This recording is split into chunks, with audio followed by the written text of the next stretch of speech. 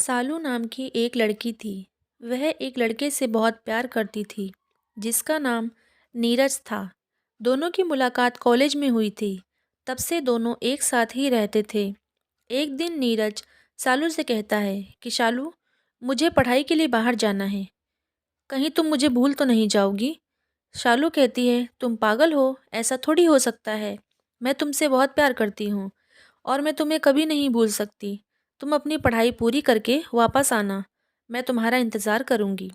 नीरज कहता है, ठीक है, मुझे तुमसे यही उम्मीद थी, पर कल ही मुझे निकलना है और मेरे जाने के बाद मैं रोज़ तुम्हें वहाँ से कॉल किया करूँगा और तुमसे बात करूँगा और अपना ध्यान रखना। शालू कहती है, ठीक है नीरज, फ़िक्र मत करो, मैं ठीक हूँ और हमेशा अपना ध्यान रखूँगी। लेकिन तुम बताओ, कहीं तुम मुझे भूल तो नहीं जाओगे वहाँ जाकर? नीरज कहता है, नहीं, ऐसा बिल्कुल नहीं होगा। अब मैं चलता हूँ, मुझे देरी हो रही है। और फिर अगले दिन नीरज पढ़ाई के लिए दूसरे देश चला जाता है और वहाँ जाने के बाद वह बहुत मेहनत करता है और मेहनत करके वह आईएएस ऑफिसर बन जाता है। और फिर वह आईएएस ऑफिसर बनने के बाद अपने शहर वापस लौट आता है और शालू को मिलने के लिए कहता है। शालू उससे मिलने जाती है और बहुत खुश हो जाती है।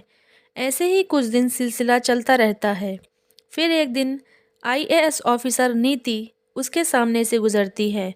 वह लड़की नीरज के ही कॉलेज में उसकी क्लास में ही थी और वह झट से नीरज को पहचान लेती है और कहती है, तुम यहाँ कैसे? और बताओ, कैसे हो नीरज?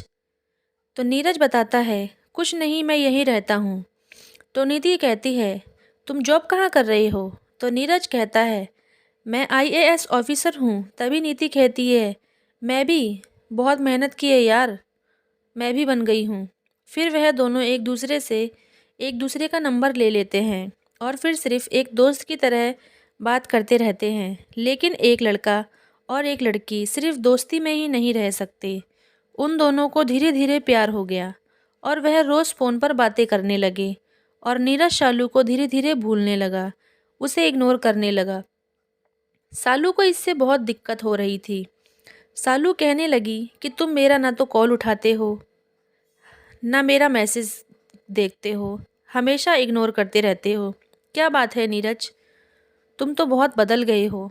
जब से तुम आईएएस ऑफिसर बने हो तब से तुमने मुझ पर ध्यान देना ही छोड़ दिया है। नीरज कहता है, तुम ज़्यादा सोच रही हो। तभी शालू कहती है, ऐसा ही है, तुम कुछ भी कहो, लेकिन मैं वही कह रही हूँ जो है। और ऐसे ही नीरज और शालू की लड़ाई हो गई और अब छोटी मोटी लड़ाइयाँ रोज़ होने लगी।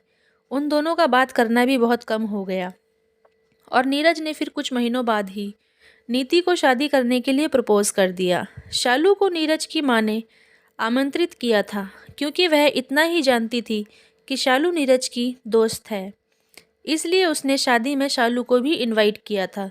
नीरज की शादी की बात सुन के शालू नीरज के पास गई और नीरज को फ़ोन करके घर के नीचे बुलाया।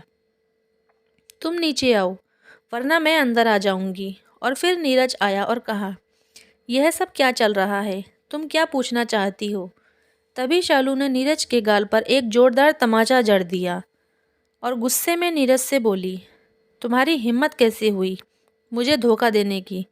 शालू के हाथों से थप्पड़ खाते ही नीरज बोला, अच्छा ही हुआ कि मैंने तुम्हें छोड़ दिया, वैसे भी तुम मेरे लायक नहीं हो और मैं अब अपने ही जैसे आईएएस ऑफिसर नीति से शादी कर रहा हूँ और हमारे रास्ते में आने की ज़रूरत नहीं है आज के बाद, और मुझे कभी मिलने की कोशिश मत करना और अब तुम यहाँ से जा सकती हो। बात रही नीति से शादी की, तो मैं शादी तो उसी से करूँगा। तुम्हें जो करना है कर सकती हो, जाना है तो जाओ और यहीं रहना है तो यहीं रहो।